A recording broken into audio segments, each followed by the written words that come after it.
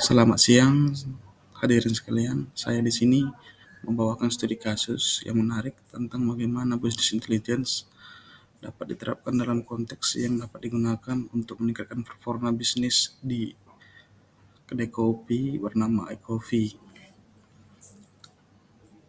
Mari kita mulai mengenal iCoffee ini. Seperti tergambar, ini adalah kedai kopi fisik. Lokasinya strategis, areanya ramai, banyak kampus dan perkantoran, dan berada di pusat kota. Memiliki karyawan sebanyak 5, melayani 100 pelanggan setiap hari. Mereka menawarkan macam-macam produk, dari kopi, makanan ringan, minuman yang non kopi juga. Daya tarik utamanya fokus mereka pada kualitas kopinya, menciptakan suasana yang nyaman sehingga jadi tempat-tempat favorit bagi mahasiswa dan pekerja kantoran untuk santai dan bekerja.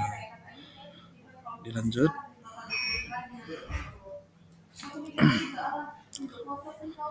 di slide ini kita lihat detail profil bisnisnya. iCoffee ini beroperasi sebagai kedai kopi on-site, berarti mereka melakukan penjualan langsung di tempat. Produk utamanya mereka beragam, tentu saja dengan jenis kopi seperti espresso, latte, cappuccino, manual brew untuk para pencinta kopi. Selain itu, menyediakan makanan ringan, kue, roti, cemilan untuk menemani orang minum kopi. Untuk pelanggan yang cari alternatif selain kopi, di iCoffee ini juga menawarkan minuman non-kopi seperti teh, coklat, dan jus. Untuk target pasar mereka yaitu mahasiswa, pekerja kantoran, dan bagi yang mencari tempat nyaman untuk menikmati kopi dan sambil bersantai. Untuk memahami performa bisnis di iCoffee ini, kita melihat data penjualan harian dan jumlah pelanggan mereka. Penjualan harian iCoffee bervariasi dengan rata-rata 1,8 juta hingga 3 juta. Untuk dicatat bahwa kopi merupakan produk utama yang menyumbang sebagian besar dari penjualan tersebut. Contoh, di tanggal 1 April 2025, total penjualan iCoffee mencapai 2,5 juta dengan 70 cangkir kopi terjual. Dari segi jumlah pelanggan, iCoffee melayani sekitar 100 hingga 150 pelanggannya setiap hari. Namun jumlah ini tidak tetap, ada fluktuasi hariannya. Biasanya iCoffee mengalami peningkatan jumlah pelanggan di akhir pekan.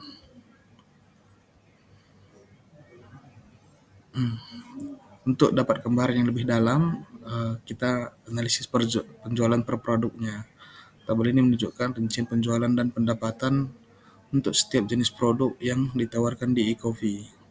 Data ini dapat kita lihat produk mana yang paling laris dan memberikan kontribusi pendapatan terbesar. Misalnya, kita bisa melihat berapa banyak latte yang terjual dibandingkan espresso atau seberapa besar kontribusi makanan ringan terhadap total pendapatan.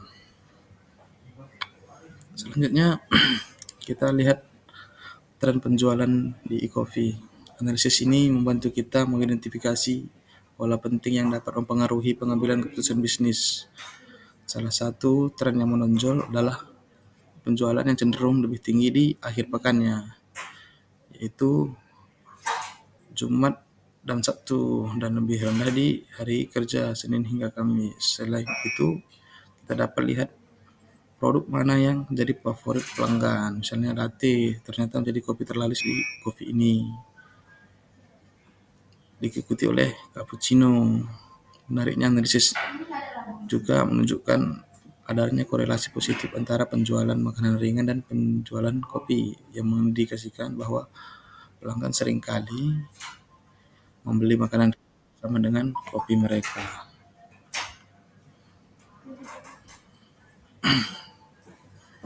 Dari analisis tren penjualan ini, kita dapat identifikasi beberapa masalah dan peluang bisnis yang dihadapi e-coffee. Salah satu masalah utama adalah penjualan yang relatif rendah di Misalnya, yang menunjukkan bahwa kapasitas kedai belum dimanfaatkan secara optimal pada hari-hari tersebut. Selain itu, penjualan minuman dan kopi juga lebih rendah dibandingkan dengan penjualan kopi dan makanan. Namun, di balik masalah tersebut, terdapat peluang besar untuk perbaikan. E-coffee dapat meningkatkan promosi di hari kerja untuk menarik lebih banyak pelanggan. Mereka juga dapat menawarkan paket bundling kopi dan makanan untuk meningkatkan penjualan kedua kategori produk tersebut. Yang terakhir, e-coffee dapat mengeksplorasi variasi minuman kopi yang lebih menarik untuk menarik minat pelanggan yang tidak minum kopi. Selain itu, selain promosi hari kerja, strategi lain yang dapat diterapkan adalah bundling produk. Strategi ini melibatkan penawaran paket produk dengan harga spesial. Salah satu contohnya adalah paket kopi sore yang terdiri dari satu gelas latte atau cappuccino dengan satu kue A atau roti B dengan harga yang lebih menarik daripada jika membeli produk tersebut secara terpisah.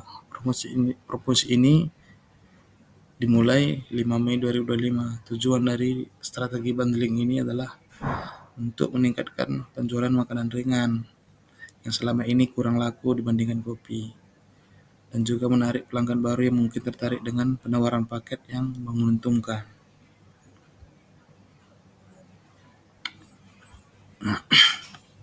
Untuk meningkatkan penjualan minuman non-kopi, kopi dapat melakukan diversifikasi produk dengan menambahkan varian baru. Misalnya, mereka dapat menambahkan varian coklat baru seperti coklat mint, coklat karamel, untuk memberikan pilihan yang lebih menarik bagi pelanggan yang menyukai coklat.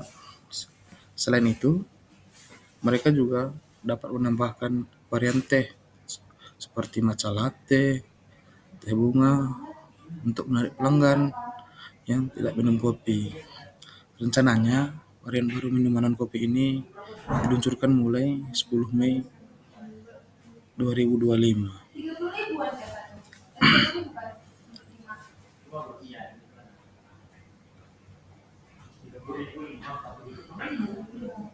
Sebagai kesimpulan, studi kasus kopi ini menunjukkan bagaimana bisnis intelijen dapat digunakan untuk menganalisis data penjualan dan mengidentifikasi tren, masalah, dan peluang, serta mengembangkan strategi untuk meningkatkan performa bisnis dengan memahami dan mengambil tindakan yang tepat. Kopi dapat meningkatkan penjualan, memaksimalkan kapasitas, dan menarik lebih banyak pelanggan. Terima kasih atas perhatian Anda. Semoga narasi ini bermanfaat. Sekian dan terima kasih.